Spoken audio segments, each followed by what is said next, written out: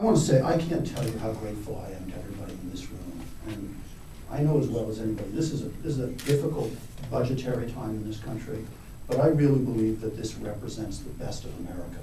And the reason I say this is that for those members of Congress and their staffers, you know, it's pretty obvious you don't have any constituents who are calling you up and saying, hey, I have a real malaria problem down the street, or you gotta help me with my malaria problem.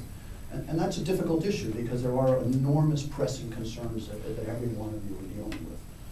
But I think the commitment of this Malaria Caucus and of the US Congress to this disease really does represent the best of this country. And it represents the best of this country for two reasons. One is that it is absolutely a moral imperative. And we don't really want to talk about that, but you know, the reason I became involved was when I looked at what is the largest killer of children in the world and said, this is a disease we can solve, this is a disease we can prevent, this is a disease we can cure.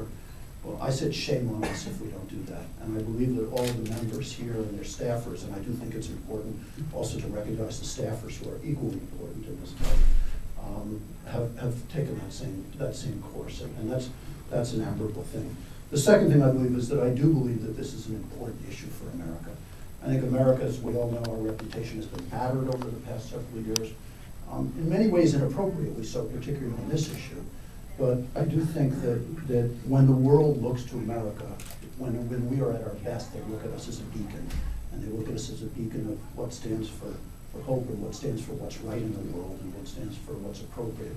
And ultimately, in the long run, that means as a moral beacon. And I think this represents that cause as much as anything.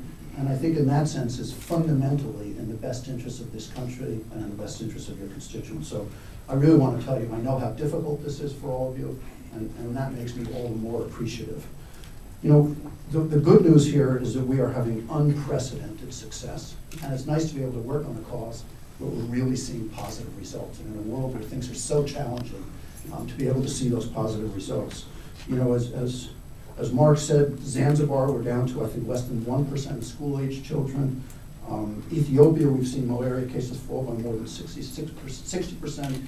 And then Rwanda, which has actually been a shining example, we've seen 1 year alone a 66% reduction in malaria deaths. And I actually think we're really grateful to have a good friend of ours, Dr. Corinne, I don't know where she is, back there, Dr. Corinne, who runs the malaria control program in Rwanda, has joined us here today, and we thank you for the amazing work you've done.